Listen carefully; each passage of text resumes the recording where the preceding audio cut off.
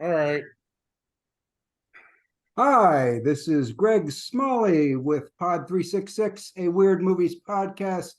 With me today is co-host Pete Trbovich.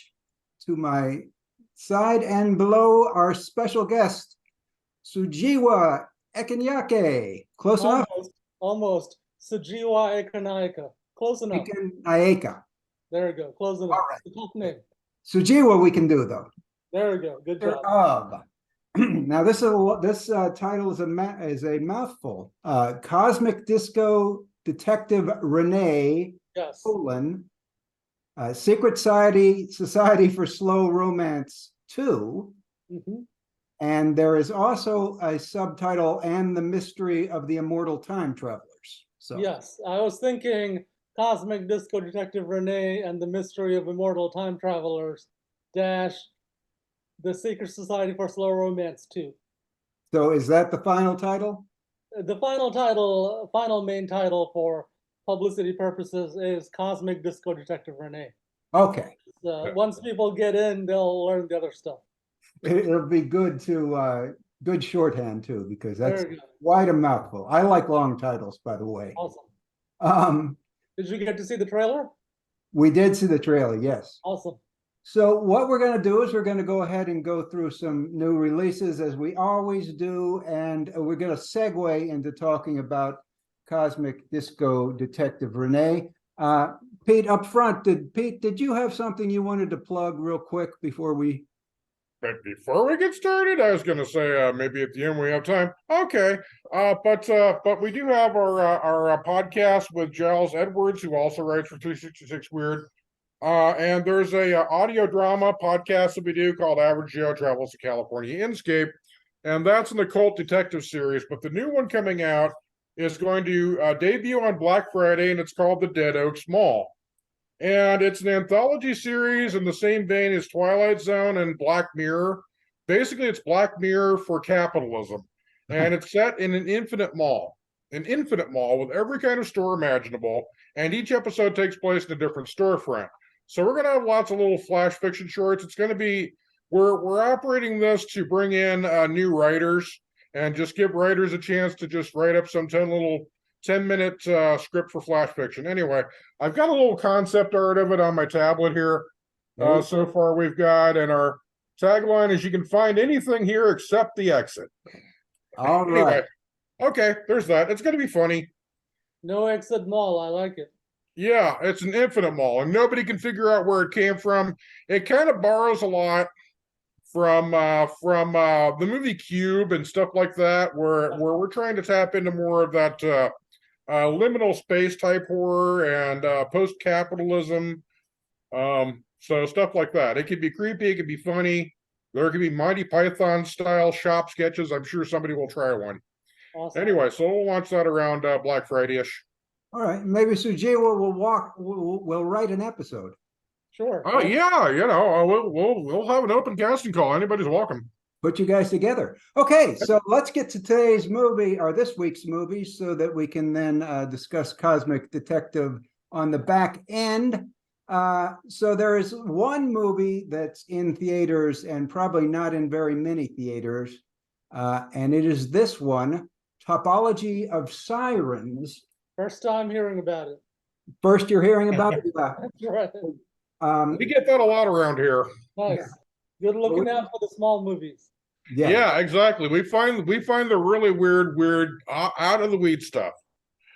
The log line that I wrote for it after watching the trailer and reading a little bit about it was, the discovery of a vintage hurdy-gurdy leads a female musician to investigate her dead aunt's sonic experiments. And that's pretty much from the trailer.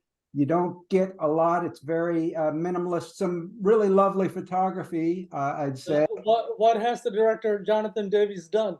The name sounds familiar. I don't know that the director has done something else. However, the movie is made by the same people who made a movie that we reviewed called Ham on Rye, and features a lot of the same. It's the same cinematographer, Carson Lund, and the director of Ham on Rye is the executive producer of this one. Got it. Yeah, I've heard of Ham on Rye. Hamon Rai was a very good movie, and it's one of the reasons that I have high hopes for this, because the same people are involved. We will have the trailer linked on the website with this post, and people will probably be seeing that on VOD down the line. Awesome. This one is one we've mentioned before. I'm just bringing it back up because it's now on DVD, not on Blu-ray, but DVD and on video on demand. It's The Cow Who Sang a Song into the Future, a Chilean magical realist movie about a woman whose dead mother reappears. And there also seems to be an ecological angle with a bunch of a plague killing some wildlife. And we also have the trailer for that one. Do either of you guys have any thoughts about this one? I like the title. It reminds me of Uncle Bunmi, who can recall his past lives a little bit. Oh yeah, that one. I've heard of that one. Yeah, this is well, it's an eco disaster, and that's certainly a timely theme, is it not? Yeah. Given today's news, but yeah, I was going through it. It looks a little bit grim, and perhaps a kind of has a post-apocalyptic thing to it, but it also has hope for the future too. I'm going on the trailer too myself, but Yeah, I'm gonna try to check out the trailer and maybe watch the movie. I've heard good things about it. So the next one was just something that came out on Blu-ray when I was making my list of things to cover this week. I didn't have anything pretty much, and then a bunch of things popped up. I put this on the list primarily because I didn't have anything else.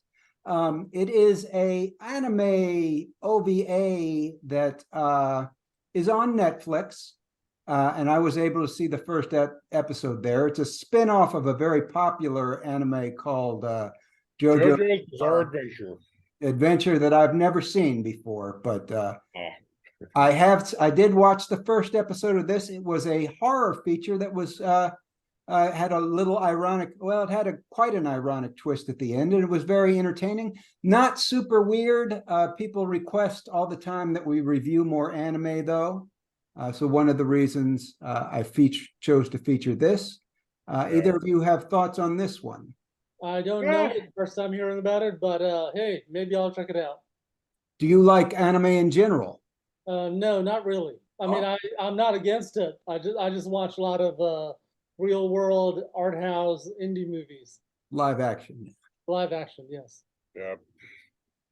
Speaking I'm an anime freak myself, but of course, JoJo is also one I haven't really gotten into. That's one problem with anime and manga series, is that you'll come to a new series that you just discovered and find out it's been running for like 20 years. I call it One Piece syndrome.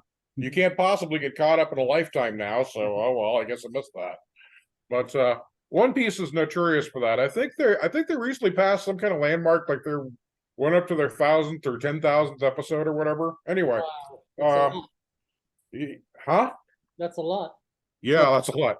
One Piece is also an anime. It's literally about pirates. It's a world populated by pirates. JoJo's Bizarre Adventure, and that one's a multi-generational story. So it's told. I haven't really seen it, but I know of it because I'm familiar with it. So anyway, let's see here. This is actually based on TV miniseries. This Kishibe. It was taken from a TV miniseries that ran for just a few episodes, and it's kind of like a spin-off work. Yeah, I guess. Yeah, and they're 4 independent episodes. I don't think you have to have seen the other one to enjoy this one. The one episode I saw was pretty much self-contained, even though they had characters that obviously other people would know. You still didn't need to watch any of it to understand what was going on. Awesome. But speaking of anime, there is and this one I do not have. I have the Japanese poster, so it doesn't have the translation. This is Miyazaki's last movie. Hayao Miyazaki's last movie. It's going to be called in English The Boy and the Heron. And it's his final film. It's already played in Japan, and some people have seen it. I saw a Twitter reaction which described it as David Lynch in Ghibli, which sounds intriguing to me, or praising the monster character designs as being similar to Spirited Away. And so I will be looking forward to that for sure. Definitely be seeing any Miyazaki that comes down the line. Oh yeah, that's the landmark. That's the pick of the litter right there. Yeah, as I read through it, and I read a few critic reviews, and they're talking about monster fish, man-eating parrots, and more for the different kinds of creatures, of course. And it's supposed to be set during World War II, as I understand it, which is also, I think Miyazaki kind of addresses World War history sometimes. So That sounds interesting. I'll have to check it out. Yeah. And of course, our 366 weird list has several Miyazaki's on it. I know Spirited Away on the list? Yes. Okay, as is I reviewed it too. I'm just drawing a blank right now. Howl's Moving Castle is the other. Nope, I didn't do that one. No, you didn't. You did one that's not on the list, but you did a review of it. It's yeah, my alien stole my brain right now. I'm sorry. I'm seeing that. But anyway, I'll remember it. But anyway, let's move on to this next one, which is another one that's just been announced.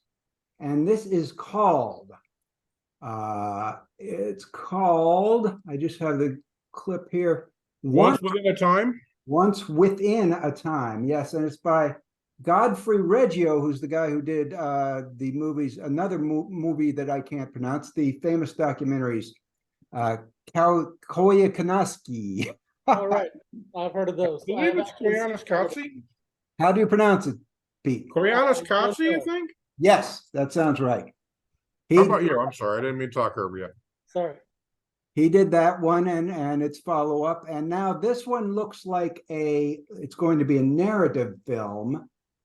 Music by Philip Glass again, and Susan Dahim, who's a fantastic singer, I believe, from Tunisia. And his quote, the director's quote on the project is intriguing. He says, "You will be surprised how much your ear may see."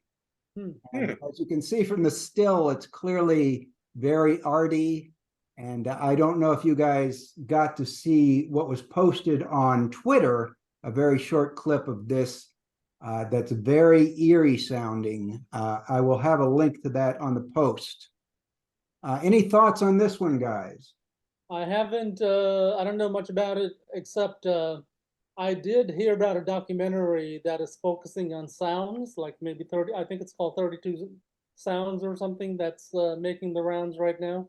So any movie that is going to focus on sound would be interesting. I'd like to check it out. All right. Well, that's going to be a neat one, I think. We'll check it when we know more along the line. And this one is just a quick mention. It's really just a rumor of a new Harmony Korine movie. I think a place called the Film Stage was reporting that he has made this movie, but they don't really have, they don't cite any sources. It's largely based off this Instagram post from rapper Travis Scott.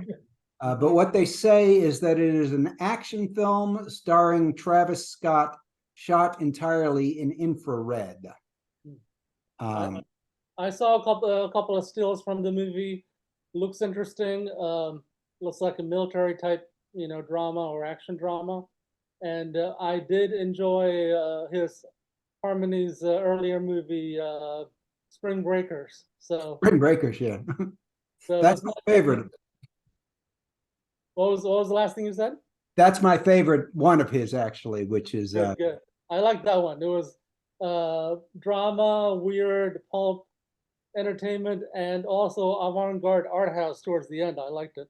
Yeah, the part where they do the Britney Spears song on piano on the beach was great. Yeah, and then they keep repeating Spring Breakers, Spring Breakers. Some shots get repeated. I like that. Okay, so that's just a rumor. We will report on that more. I guess if you've seen stills, it might be more than a rumor.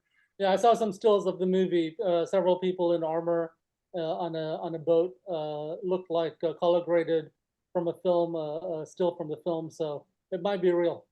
Okay. He also recently directed a music video for Travis Scott, though, so the could be from that. I don't know. But like I said, Film Stage is reporting it's a movie. So, but that brings us to an event that now we're into our guest, because this Indie Discovery LA 2023 will feature Cosmic Detective Rene, and is also curated. The 6 films are curated by our guest, Sujewa. So, Sujewa, would you like to tell us what's on the menu for Indie Discovery LA 2023 and where it's playing? Yes. Thanks a lot for having me on. Your podcast looks interesting. Thank I you. saw you guys talking about the old trailer for Cosmic Disco Detective Rene and also about the movie. And I was like, oh, they need more information, because there's a lot of different ways to look at these art house projects. And looking at them strictly as low budget projects in relation to Hollywood is maybe not the best way now, because art house digital filmmaking has, over the last 20 years, have become its own thing that's kind of free of the low budget, high budget, way of looking at things. So we can get into that further. So this screening series, it's Cosmic Disco Detective Rene, Mother of All Shows, which has the TV star Wendy Malick in it, and that's a Canadian indie film. We have Three Worlds, sci-fi LA indie film. We have Bristol Fashion, a New York indie film about a trans lady who gets a boat, and then some adventures happen after that. We have a cowboy movie called 6 Days to Die, another Canadian indie film. Then we have a really good drama about an actor, Asian American actor, trying to make it, called Strangers in a Room. And I believe that is all 6 movies. Okay. There was also the documentary about the Yes. theater. Yes, good thing to bring up. This all started because I saw a great documentary. I don't know if you guys have seen it. It's called Only in Theaters. It's about the Lamley chain of theaters. I think they have about 6 of them right now in LA area.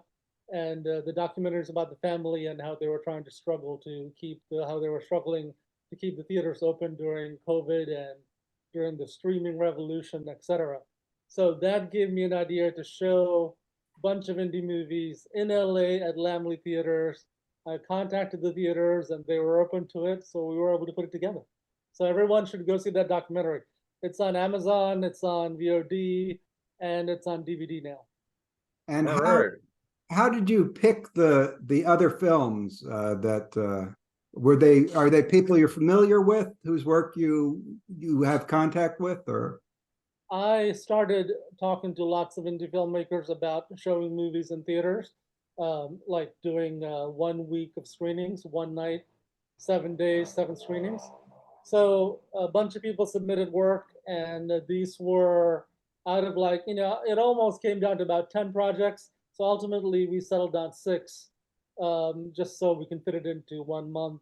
And these were also the filmmakers who were most experienced with self-distributing, promoting their own work. So that would, such filmmakers would make my project of programming and promoting the event easier. So ultimately, those films are selected because they were good, they would review well, and they would have, some sort of mainstream interest. These are all movies that a mainstream audience can get into. Also, they're really good, real indie movies. So that's why they were selected. now, are there any plans to? This is like a mini film fest. Are there any plans to hold similar screenings in other cities or at other times? Yes, I'm looking at Chicago and New York and other smaller cities. So I will have information on that soon. Okay. And will this be the official premiere of the movie we're talking about next, Cosmic Disco Detective Rene? This will, in fact, be the world premiere of Cosmic Disco Detective Rene. It is being completed as we speak. I got a trailer out yesterday. Film editing takes forever. Don't do it. Anyone who's thinking about it. I know we were hoping to see a screener before we recorded this interview, but it didn't get done in time. I perfectly understand that. But I will send a screener and maybe we could do a follow-up discussion down the road. All right. I did, however, see the original Awesome. Secret Society for Slow Romance. And is this a direct sequel? Because a lot of things look to be different from what I saw on the trailer. These characters might be in another dimension. Ah, Same. Apparently, in the universe that of the Cosmic Disco Detective Rene universe, or Slow Romance universe, we should say, because that was the first one. Apparently, as we see in the second movie, there's multiple copies of Rene's and Allison's, in multiple dimensions. We get to see some of them. And the dimension that we see here, Rene is a famous detective on top of being a filmmaker and the happiest person in North America. that's right. Now, for those, Okay. So what is an immortal time traveler? If you're traveling in time, aren't you basically immortal anyway? No, I think you could die. In this movie, the government comes to Rene with help figuring out if they figured out that there are these immortal time travelers from the future, and they've created a time bridge that goes through the present day of the Rene movie. So the government wants to know if it's a threat, if it's an invasion. They're thinking about attacking with conventional weapons and nukes. So it's up to Rene to figure out, is this a threat? What should we do about it? Okay. That sounds like a potboiler. Thank you. And it's also a opportunity to examine ideas related to immortality and time travel, plus a bunch of other weird ideas. I see. I can tell just so far. I have not seen one complete feature of yours yet. I did check out some of Werewolf Ninja Philosopher, Awesome. and from looking at just a few things here, I think you're a contemplative storyteller who's going for deep themes, philosophy, spiritualism, perhaps. Yeah, all that plus some pulpy stuff and some fun stuff and some comedy. Mixing yes, it of all course. up. So slow cinema, art house, plus comedy. I mean, I like Seinfeld. I like Curb Your Enthusiasm. I also like Jarmusch. I like a lot of foreign stuff, Godard. So Okay. I like All right, you're on that. that type then. Yes. All right. Yeah, so that's what I meant. That by there's films like these. Also, then there's like low budget monster crocodile movies or whatever. So Yeah. so the world of ultra low budget or micro budget filmmaking has a lot of variety now. Yeah, yeah. All right. Well, hey, that's interesting. I like hearing how other creators think sometimes. Awesome, thank you. I'm trying to steal ideas from my own lack of creativity. Hey, No, work at it. Work at it. yeah. All right. Anyway, yeah, Werewolf Ninja Philosopher, and you go through the whole thing with these ears and this nose on. I noticed there's a lot of long takes between you and the actress. Yeah, was that difficult memorizing all that dialogue? Because Well, for some people, that'd be hard. I'm not in that movie. That's an actor named Oh. Tuari. He's the lead actor. But Oh, that's the guy in the makeup. I'm sorry, I didn't even. Okay. no All problem. right. So that's okay. Thank you. That clears that up. Yeah. All right. But that one is that movie is really a super slow cinema type movie. I don't know if you guys know Love Diaz or Bellatar. They make these movies that are like 9 hours long, 16 hours long, and everything happening slowly, black and white, bleak stories usually. So Werewolf. Okay, so that's where that comes from. What was that? So that's where that comes from. That was your inspiration for this. Yes, that genre of filmmaking was the inspiration for Werewolf, except it's a comedy. We do have some long shots that are similar to stuff you see in slow cinema movies. but Yeah. ultimately it becomes a regular paced detective story. But then Slow Romance movie, the one prior to Disco Detective, that was more like My Dinner with Andre. That was the model.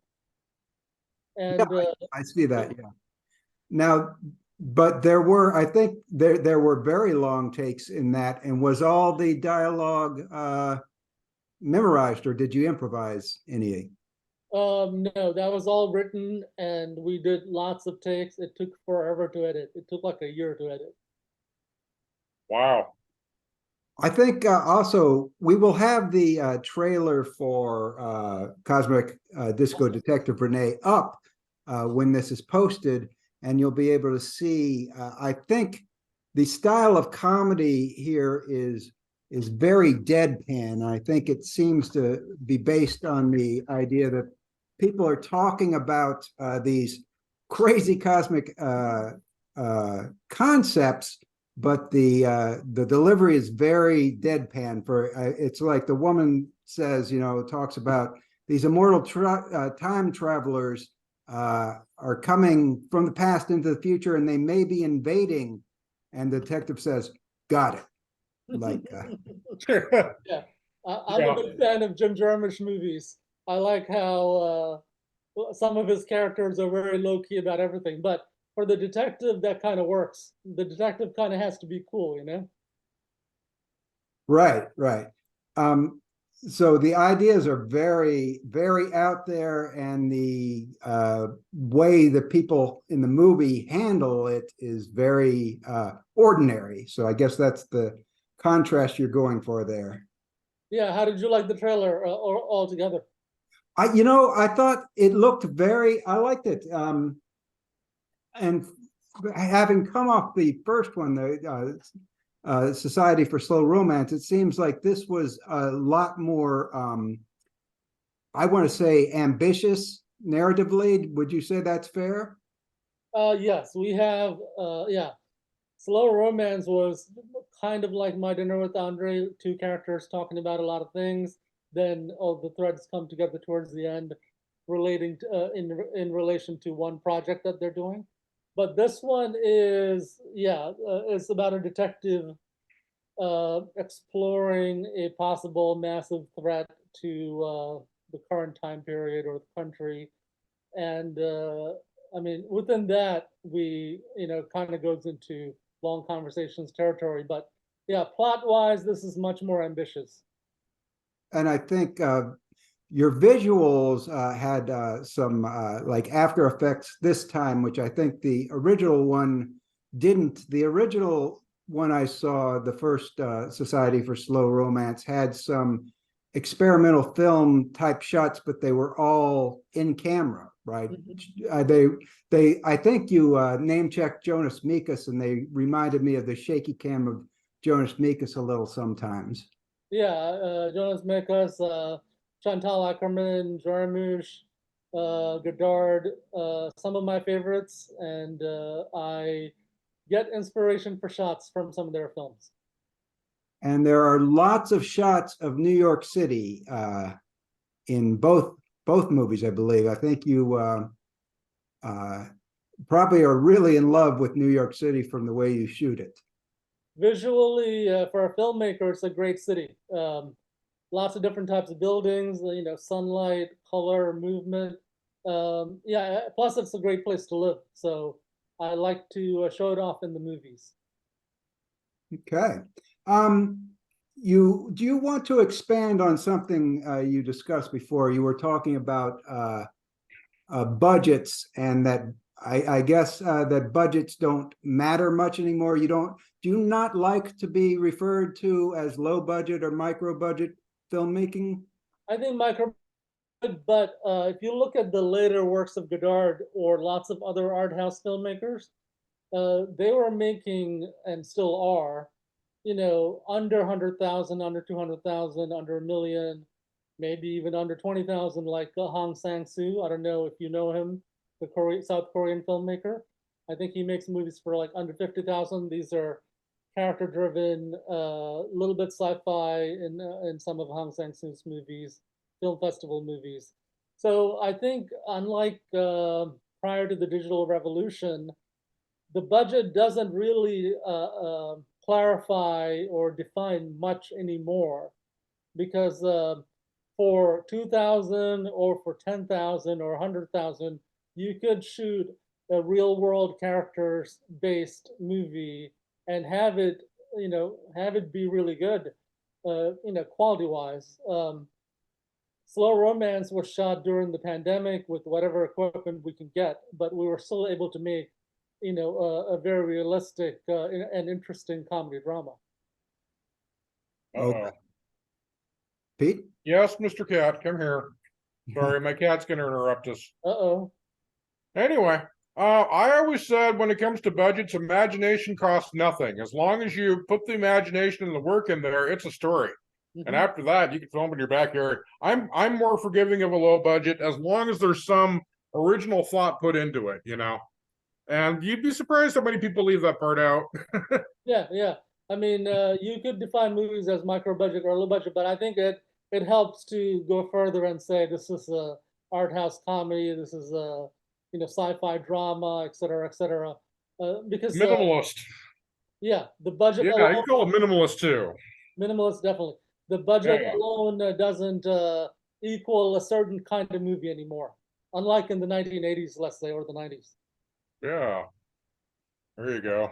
Even special effects now are very, I mean, they're cheap to do monetarily. They I think they take a lot of work for people to do their own special effects, because as you say, editing is a long process. We reviewed a movie here called Zapper that was a ultra low budget movie, but every frame of that film had been manipulated and colored, given psychedelic colors and effects. The whole thing for 90 minutes must have taken them forever to do, but they were kind of effects that couldn't have been done, by a single person 10 or 20 years ago, but now anybody can do it. Amazing. Yeah, I mean, I like the characters in the slow romance movies. My co-star Leah Loray is really good to work with.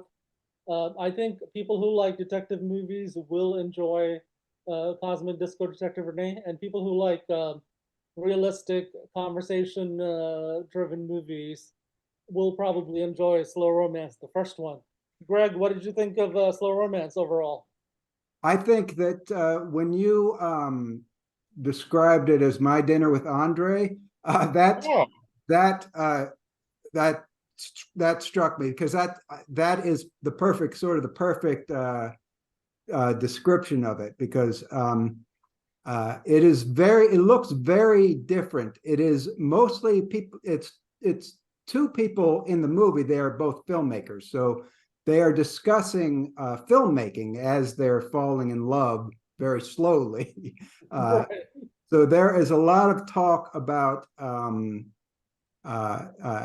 indie filmmaking and about distribution models and ideas for films, and talk about films that the characters like. So it's I think a movie that's sort of aimed at cinephiles. Mm-hmm. And there's a thread about coming up with a secret project to end poverty worldwide. This is what one of the characters is thinking about during the COVID shutdown. So that kicks into gear later on. And there's some comedy in there, some funny stuff. But primarily it's, two filmmakers going on some dates and having some conversations. Because it was shot during the COVID shutdown, they mostly hang out at this one apartment, have dinner and talk. And so for people who like My Dinner with Andre or Before Sunrise type movies, they might enjoy it. And it's very obvious once I saw it that it's a pandemic movie, because people do wear masks and everybody is socially distanced. And so it's probably a movie that was made under, I think it was made under those constraints, and maybe that's why you chose to film that sort of a story. I was going to do it anyway, but with an actor from LA, a friend of mine, Amir Mabla, whose movie I'm showing at the Indie Discovery LA series. Three Worlds is his movie. Anyway, but then Amir couldn't make it because of the shutdown. So Aaliyah and I, who I've worked with Aaliyah before, she was in the werewolf movie. So we decided to make it ourselves. And yeah, it was shot starting like September of 2020, and even prior to any of the vaccines. So we were like, all right, we'll take all possible precautions, and if it becomes a problem, just 2 people will die, not like 12. Wow, you can't beat that math. That's right. Okay, well, we have about 2.5 minutes, so I'd like to ask maybe 2 more very quick questions, and we'll see if we even get to the last one. The first one is, Sujewa, what do you have to tell us about what's coming next and how people can see this movie? You can go to indiediscoveryla.com. You can Google Cosmic Disco Detective Rene, and then it'll come up. This movie will be available limited VOD during the screening series in August through Vimeo, and then I'm going to do some Q&As, some virtual screenings with Q&As at the end. I'll send you all these links so that maybe you can post it up, and you guys can come and be guests maybe. I plan on doing like 50 of these virtual Q&As over the course of a year. And then screenings, theatrical screenings in August, most likely starting August 18th at Lamley Glendale in Glendale, California. I will send you all these links so you can share them. All right. And then Thanks. the final question is something we like to ask everybody as we close, which is, can you recommend for us a restaurant in your hometown? And for you, I think we would say Brooklyn, right? You don't have to go for all of New York, but Got it. Thanks a lot for having me on, and this happened kind of fast, so I'm glad I was able to come on, and I'd like to come back later. Also, I may want to interview you guys for my own podcast. Okay, I do a bunch about movies. There's a diner that lets me film nearby called George's Restaurant at 57th and 5th. Great restaurant, great diner, and yeah, I recommend it.